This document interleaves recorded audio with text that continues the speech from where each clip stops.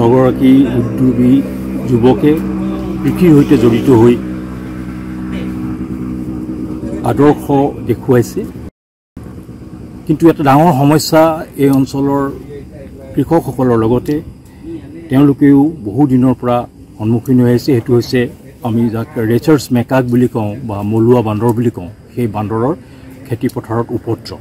Agri solar নামৰ যিটো আমাৰ ঝাটকা মেচিন বুলি কয় সহজৰ ভাষাত, এই মেচিনটোৱে আমি দেখা পাইছোঁ যে 8 পৰা 10 বছৰ সুন্দৰকৈ যায়। আমি দিনে ৰাতি সমানে ইয়াৰ যি একশ্যন বা যি ক্ৰিয়া এইটো দেখিবলৈ পাওঁ। এটা 40 ৱাটছৰ সোলাৰ পেনেল আৰু 42 ৱাটছৰ যি বেটেৰীৰে আমি প্ৰায় 50 বিঘা মাটিত সমভাৱে আমি ইয়াৰ পৰা বান্দৰক খেদি পঠাব পাৰোঁ এই ফেন্সিঙৰ সহায়ত।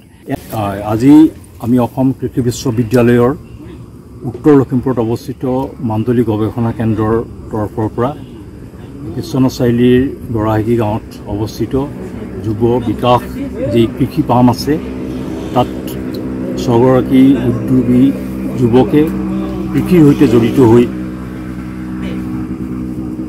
আদৰ্শ দেখুৱাইছে।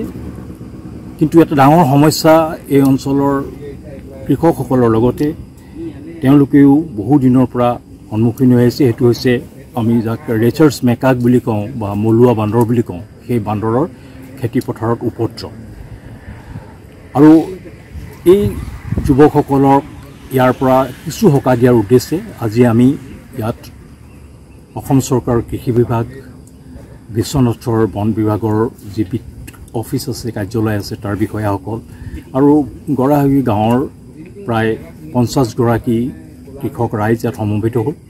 আৰু আমি অসম কৃষি বিশ্ববিদ্যালয়ৰ অধীনত ভাৰতীয় কৃষি গৱেষণা পৰিষদৰ যি ভাৰ্টিব্ৰেট পেষ্ট মেনেজমেণ্ট, অৰ্থাৎ বন্য জীৱ জন্তুৰ লগত কৃষকৰ যি সংঘাত, বিশেষকৈ মলুৱা বান্দৰ আৰু বনৰীয়া গাহৰি, যি এক বৃহৎ ক্ষতি লাহে লাহে গোটেই সমগ্ৰ অসমতে হৈছে আৰু বিশেষকৈ বিশ্বনাথ অঞ্চলত বান্দৰৰ আৰু বিহালী বেদিতি অঞ্চলত বনৰীয়া গাহৰি।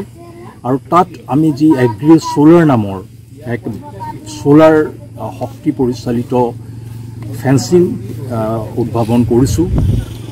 আৰু এই উদ্ভাৱন কৰা হৈছে ভাৰতীয় কৃষি গৱেষণা পৰিষদৰ যি তেলেংগানাত বিশ্ববিদ্যালয় আছে, কৃষি বিশ্ববিদ্যালয়, তাৰ সহযোগত। আৰু আমাৰ এই গৱেষণা প্ৰকল্পৰ অধীনত আজি এক দিনজোৰা প্ৰশিক্ষণ কাৰ্যসূচী হয়। লগতে ইয়াৰ ডেমনষ্ট্ৰেশ্যন, কেনেকৈ ইয়াক ব্যৱহাৰ কৰিব পাৰি আৰু ইয়াৰ দ্বাৰা কেনেকৈ খেতি পথাৰৰ পৰা আমি বান্দৰ গাহৰিক আঁতৰাই পঠাব পাৰি, সেই বিষয়ে কৃষকৰ সৈতে মুখামুখি আমি অনুষ্ঠান কৰোঁ। সকলোৱে ইয়াত অংশগ্ৰহণ কৰি এটাই কথাই কয় যে বিগত প্ৰায় 2 বছৰমানৰ পৰা এই অঞ্চলত বহু খেতি কৰিব নোৱাৰা অৱস্থা হৈছে আৰু ইয়াক পৰীক্ষামূলকভাৱে আমি এই পামত কৰিবলৈ আৰম্ভ কৰিছোঁ। আমি আশা কৰিম যে তেখেতসকলৰ সহযোগত সমগ্ৰ বিশ্বনাথ জিলাখনতে আমাৰ যি বায়'ফেন্সিং সোলাৰ সমন্বিত ই জনপ্ৰিয়তা লাভ কৰিব। এই যিটো আমাৰ ঝাটকা মেচিন, ইয়াৰ আমি বজাৰতো পাওঁ, আমি অনলাইনত কিনিবলৈ পাওঁ, কিন্তু ইয়াৰ এটা পাৰ্থক্য আছে। আমি আমাৰ গৱেষণা প্ৰকল্পৰ অধীনত উদ্ভাৱিত হোৱা এই এগ্ৰি সোলাৰ নামৰ যিটো আমাৰ ঝাটকা মেচিন বুলি কয় সহজৰ ভাষাত, এই মেচিনটোৱে আমি দেখা পাইছোঁ যে 8 পৰা 10 বছৰ সুন্দৰকৈ যায়। আৰু ইয়াত 40 ৱাটছৰ এখন পেনেল থাকে, সোলাৰ পেনেল, য'ৰ পৰা আমি সোলাৰ শক্তিটো আমাৰ এনাৰ্জাইজাৰ এটা থাকে, এনাৰ্জাইজাৰৰ পৰা তাত সঞ্চিত হয়, তাৰ পৰা বেটেৰীৰ জৰিয়তে ৰিচাৰ্জ হয়। আমি দিনে ৰাতি সমানে ইয়াৰ যি একশ্যন বা যি ক্ৰিয়া এইটো দেখিবলৈ পাওঁ। আৰু আমি এটা 40 ৱাটছৰ সোলাৰ পেনেল আৰু 42 ৱাটছৰ যি বেটেৰীৰে আমি প্ৰায় 50 বিঘা মাটিত সমভাৱে আমি ইয়াৰ পৰা বান্দৰক খেদি পঠাব পাৰোঁ এই ফেন্সিঙৰ সহায়ত।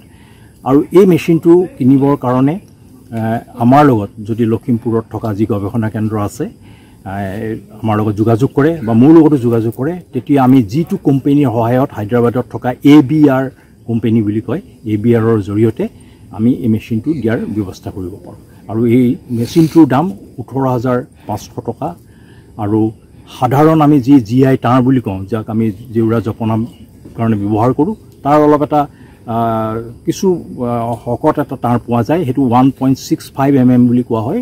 অলপ শকত তাঁৰটো আমাৰ জেউৰা জপনাৰ যিটো বান্ধো তাতকৈ অলপ শকত হয়, সেইটো বান্ধিলে বেছি পোৱা যায়।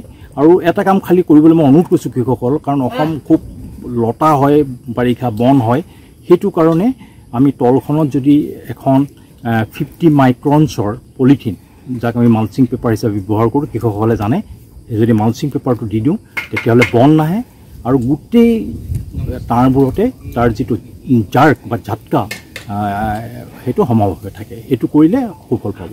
Thank U.